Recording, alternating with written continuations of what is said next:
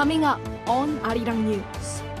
President Yoon and Saudi Crown Prince Mohammed bin Salman have taken bilateral cooperation to a new level with major deals signed in key sectors, from Saudi Arabia's Neom City project to tourism.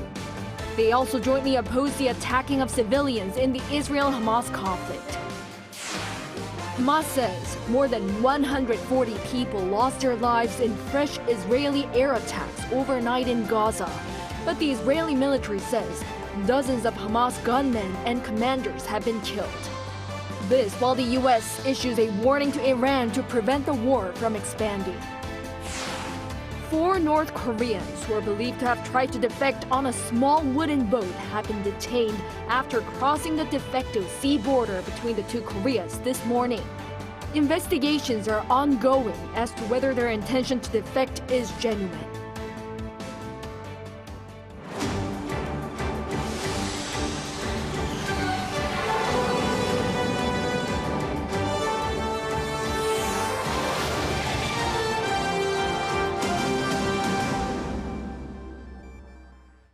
Good evening, it's 9 p.m. here in Seoul. Thank you for joining us on Arirang News. We begin with President Yoon wrapping up his state visit to Saudi Arabia. During a speech at the Future Investment Initiative, often dubbed the Davos in the desert, President Yoon talked up South Korea as a reliable country to invest in. After making his opening remarks, the president then sat down for an interview with Scott Snyder, a director for the program on U.S.-Korea policy at the Council on Foreign Relations think tank. Yoon mentioned the successful track record of South Korean firms when it comes to infrastructure projects in the Middle East. In attendance were prominent business and finance leaders from across the world, as well as Saudi government officials. Also, according to the presidential office, Saudi Crown Prince Mohammed bin Salman made a surprise visit to President Yoon at the palace's guest house just prior to the event, and the two had a candid conversation for around 15 minutes. In fact, the Saudi Crown Prince invited President Yoon to his convoy to FII, and the two walked into the event together. Bilateral cooperation between South Korea and Saudi Arabia has been taken to a new level, with major deals signed in key sectors, from Saudi's Neom City project to tourism. Woo Soo-young reports from Riyadh as she travels with the president. President Yoon mapped out the future of South Korea and Saudi Arabia's cooperation in the digital post-oil era, as construction and IT giants from each side penned major deals to build smart cities and infrastructure. This came as Yoon on Monday marked the 50th anniversary of South Korea's first entry into the Saudi construction sector at a multimedia exhibit in Riyadh showcasing the country's Neom line, a linear car-free sustainable city projected to open in 2039. 처음에 2천만 불에서 시작한 양국의 건설 협력 규모는 반세기 만에 1,600억 불로 확대됐습니다.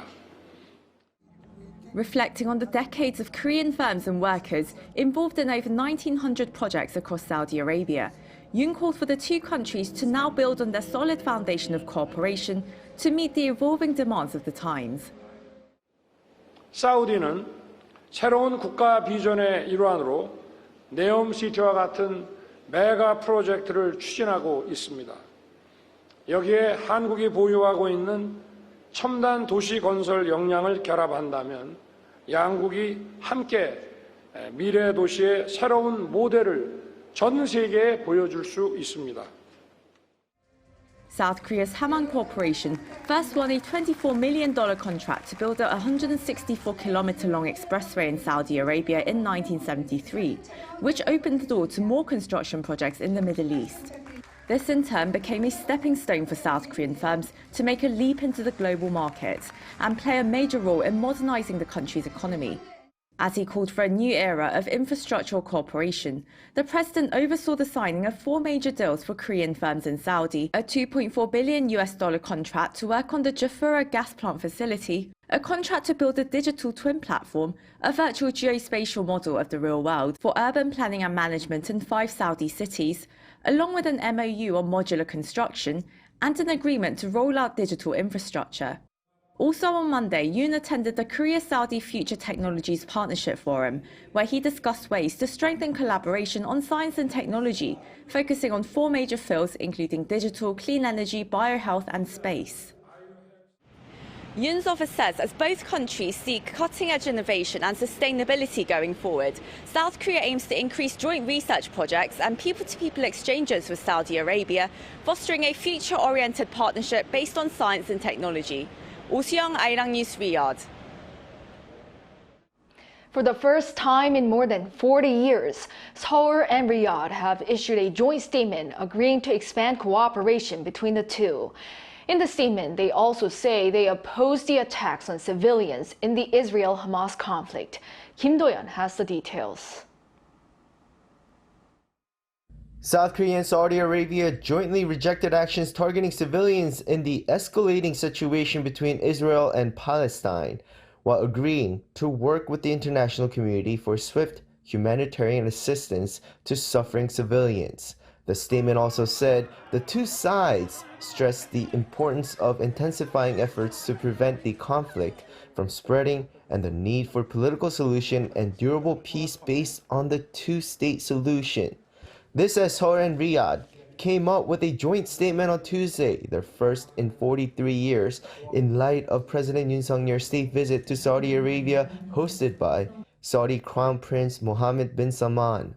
The statement, comprised of 44 specific items of cooperation between Seoul and Riyadh, covered all areas from economic cooperation and cultural exchanges to regional security in the Middle East and East Asia. The two also agreed to actively explore the expansion of mutual investments in areas including the hydrogen economy, smart cities, future mobility means, and startups. As the two countries celebrate 50 years since South Korea's first construction project in Saudi Arabia, they agreed to continue building on this exchange with Saudi's ambitious Vision 2030 and NEOM project and other giga projects such as the Red Sea project. The statement also showed motivations for the two to enhance cooperation in defense and defense industry. In fact, on Monday, President Yoon also met with Khalid bin Salman Al Saud, Saudi defense minister, and other military officials, where they showed interest in jointly working with South Korea's arms production. The top office says this has paved the way for even more export deals for South Korean arms companies. Energy cooperation, conventional and new, was also mentioned in the statement. Saudi Arabia pledged to be the most reliable partner for crude oil, while South Korea is set to work with Riyadh for clean hydrogen and peaceful use of nuclear energy. Both sides also welcomed the growing popularity of Korean culture in Saudi Arabia and agreed expanding opportunities for civilian exchanges between the two countries. Kim Do-yeon, Arirang News. President Yoon Suk-yeol says South Korea and Qatar should go beyond cooperation in energy and construction to new emerging industries as they look to elevate their collaboration upon 50 years of bilateral ties next year. Ahead of an official state visit to Doha on Tuesday, President Yoon told a local media outlet that over the past half-century, the two nations have worked and prospered together, especially in the energy and construction sectors. As he aims to gain a deeper understanding of the country's development efforts under its National Vision 2030, Yoon noted that he'll seek to expand bilateral cooperation in the areas of energy, infrastructure, and trade, among others. He also spotlighted the growing cultural interactions and people-to-people exchanges. The South Korean leader will hold a bilateral summit with his Qatari counterpart on Wednesday. Turning now to the latest in Gaza. Over 100 Palestinians have lost their lives in a series of Israeli air attacks overnight. With the conflict escalating, the U.S. has deployed military advisors to Israel as it prepares for a ground offensive. The U.S. has also issued a warning to Iran against the expansion of the war. Song Yu-jin reports. More than 100 Palestinians were killed during Israeli air attacks in Gaza overnight on Monday and into Tuesday morning. Citing Gaza's Hamas-run government media office, Al Jazeera reports that more than 140 people lost their lives and hundreds more are wounded. The airstrikes hit a refugee camp in northern Gaza as well as the southern cities of Rafah and Khan Yunis. The Israel Defense Forces released surveillance footage on Tuesday of what is said were airstrikes in Gaza. The military added it struck dozens of Hamas gunmen and buildings and that several Hamas commanders had been killed. The latest figures from the Israeli and Palestinian health ministries show that more than 6,400 people have died since the start of the flare-up on October 7th. This comes as Israel prepares for its ground operation in Gaza. The U.S. on Monday sent its military advisors to Israel. What I can tell you is that that there are a few relevant military officers with experience, the kinds of experience that we believe is appropriate to the sorts of operations that Israel is conducting and may conduct in the future. An unidentified U.S. official told AP News that among them is Marine Corps Lieutenant General James Glynn, who previously helped lead Special Operations Forces against the Islamic State. The official added that Glynn will be advising on how to mitigate civilian casualties in urban warfare. At the same briefing, Kirby also delivered Washington's warning to Iran. We know they've supported Hamas and Hezbollah. We know they're monitoring these events very, very closely, and in some cases urging on some of these groups. And that's why I made it clear the president does not want to see this conflict widen. We have added additional military capability into the region to deter any such action, and we will act appropriately to protect and defend our national security interests in the region. There's been an increase in attacks on U.S. military bases in Iraq and Syria recently, which the U.S. believes were supported by Iran's Islamic Revolutionary Guard and the Iranian government. 송유진, Arirang News. In other news, China's Foreign Minister Wang Yi is reportedly scheduled to visit the U.S. later this week, ahead of a possible summit between the two countries on the margins of the APEC meeting in November in San Francisco. Yoon has details. According to senior officials in Washington, Chinese Foreign Minister Wang Yi is set to visit the U.S. Capitol from October 26th to 28th, where he'll meet with Secretary of State Antony Blinken and National Security Advisor Jake Sullivan. The diplomatic meeting comes as the war in Ukraine continues and the U.S. looks to prevent the Israel-Hamas war from escalating into a wider conflict in the Middle East. China's close relations with Tehran prompted Blinken to speak with Wang earlier this month to urge Beijing to use its relationships with the countries in the Middle East to prevent the conflict from spreading. Other topics expected to be discussed include the South and East China Seas, cross-strait issues, and North Korea's provocations. But Wang's visit is expected to focus largely on discussing a possible meeting between the presidents of the two countries, potentially during the Asia-Pacific Economic Cooperation Summit set to be held in San Francisco next month. Biden and Xi last met on the sidelines of the G20 in Bali in November of last year and have not spoken since. Relations between the two countries have deteriorated over a variety of issues, including trade, technology, human rights, the status of Taiwan, and China's stance on the war in Ukraine. They were further thrown into crisis when a Chinese spy balloon was shot down over U.S. territory earlier this year. Whether or not Wang will meet with President Biden during his current visit is yet to be seen, with the trip described as reciprocal to Blinken's visit to Beijing in June when he met with Chinese President Xi. While China has expressed interest in a Biden-Xi meeting, it has also pressed for concessions, such as the easing of U.S. export controls on advanced semiconductors and other strategically important technologies. As stated by State Department spokesperson Matthew Miller, there is no substitute for one-on-one conversations at the leader level, which remains hopeful for next month. 이은진, Arirang News.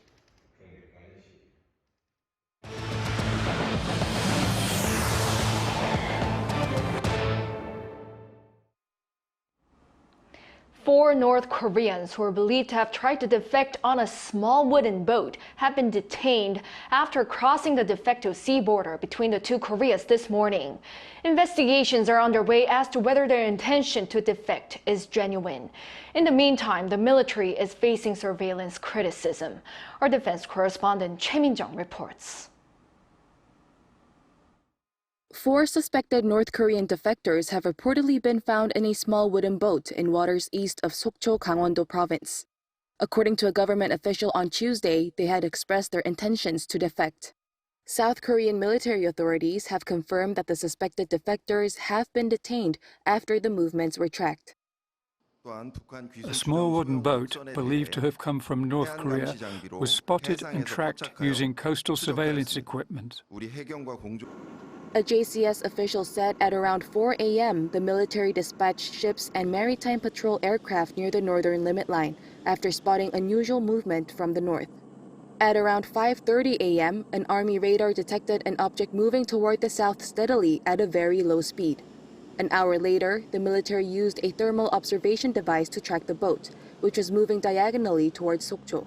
A fishing boat from South Korea had also spotted the boat in waters around 11 kilometers east of Sokcho and reported it to the Coast Guard.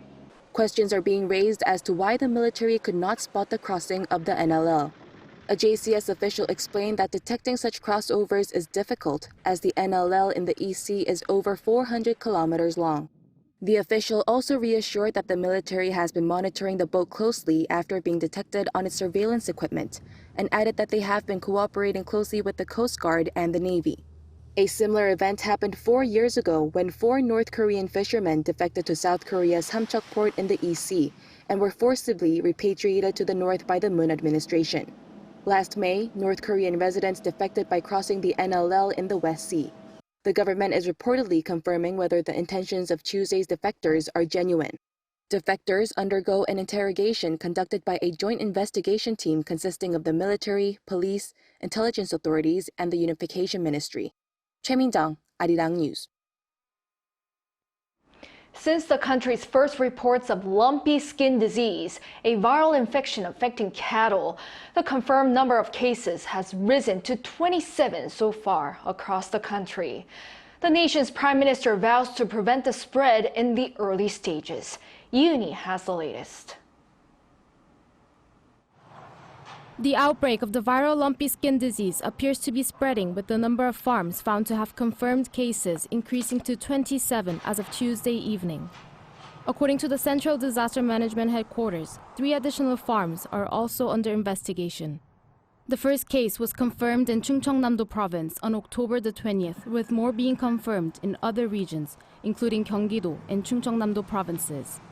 In response, the Ministry of the Interior and Safety started joint inspections on Monday with the Ministry of Agriculture, Food and Rural Affairs in 5 West Coast regions. However, concerns are growing as out of the 10 additional reported outbreaks on Tuesday, Gangwon-do province located on the East Coast had its first case confirmed. Prime Minister Han Dok-soo spoke about the spread of the disease during Tuesday's ministerial meeting, emphasizing the importance of taking action in the early stages and adding the government will give its full support to prevent additional outbreaks. Considering the period required for antibody formation, the next 3 weeks are crucial. We understand that livestock farmers may face many challenges, but we kindly request your active cooperation with the government's disease prevention measures. Lumpy skin disease is a viral infection in cattle that is transmitted by blood-feeding insects, but it is not transmissible to humans. The mortality rate is under 10%, while symptoms include blisters and lower milk production.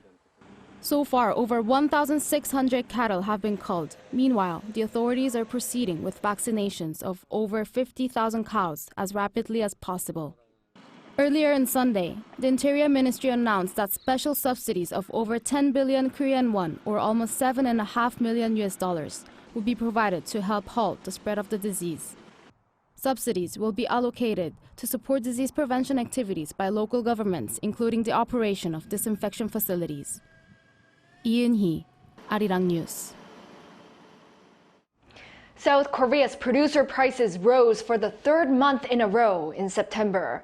Data from the Bank of Korea on Tuesday shows that the producer price index, an indicator of future inflation, rose 0.4% from the previous month.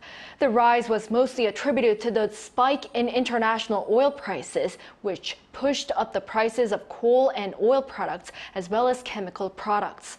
A central bank official said that it is unclear whether October's producer price index will also see an increase, as oil prices have been fluctuating after skyrocketing right after the start of the Israel-Hamas conflict. Later this week, the government is set to announce more details about its plan to increase the medical school enrollment quota that's been frozen at a little over 3,000 since 2006. This is part of a greater plan for structural reforms in medical infrastructure to ensure quality services in essential fields. Our Lee Si-ho reports. The government recently revealed its medical infrastructure reform plan, which includes increases in medical school enrollment quotas. The ruling and opposition parties have also launched related task forces as the number of doctors falls short of the OECD average. According to OECD statistics, for every 1,000 people in South Korea, there's just 2.6 practicing medical doctors. This is the second lowest figure in the OECD, which has an average of 3.7 doctors per 1,000 people. The ruling People Power Party says that the ultimate goal isn't the quota increase, but building a system where more lives are saved. The number of patients who have died despite being eligible for treatment is 38.6 per 100,000 people in Seoul, while 49.6 in Gangwon-do. There's such a severe medical imbalance between regions. We need to build a system that allows patients in a critical emergency to be treated in a timely manner. The main opposition Democratic Party is pushing for the founding of public medical schools and fostering stronger medical education at existing public universities. Unless public medical doctors are directly trained or regional doctor systems are introduced, it will be impossible to secure essential medical personnel. The DP's solution is not to simply increase the number, but to make sure that the government carefully controls the number and their deployment. Meanwhile, the Korean Medical Association says that simply increasing the number will not solve the issue. The collapse of essential medical care and regional gaps that Korean society is encountering is essentially due to the avoidance of certain departments, so we're doubtful that increasing the quantitative number will improve the avoidance problem. The KMA will be meeting with the Health Ministry this Thursday to discuss the issue. Discussions are also expected to continue at the Parliament until the details are finalized by spring to be reflected in the 2025 university admissions. Lee Si-ho, Arirang News. In other news, the Korea Tourism Organization has released the world's first ever promotional video created using artificial intelligence. It's been made in celebration of Visit Korea year 2023-2024 and is called What If Vincent van Gogh Visited Korea? It showcases famous tourist attractions in the country with the artistic styles of 11 renowned painters from around the world, including Van Gogh, Monet, and Klimt. The Korea Tourism Organization resolved copyright issues by selecting artists whose works have been in the public domain for over 70 years. The organization collected over 1,100 images of artworks from the painters, taking 6 months to create the video.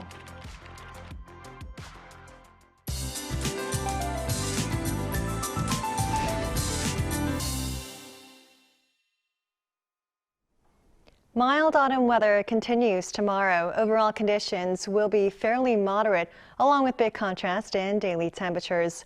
Some regions, such as Jiangsu and Jeollabuk-do province, will see lows plunging to single figures, but highs will surpass the 20-degree mark. Some lingering showers are in store for parts of central regions.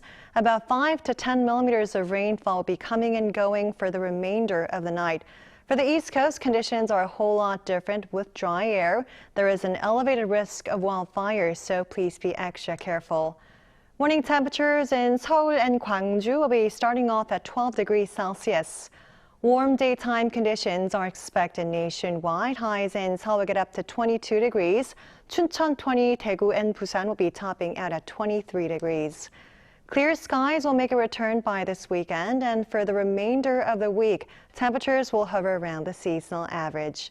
It's all for now, and to the weather conditions around the world.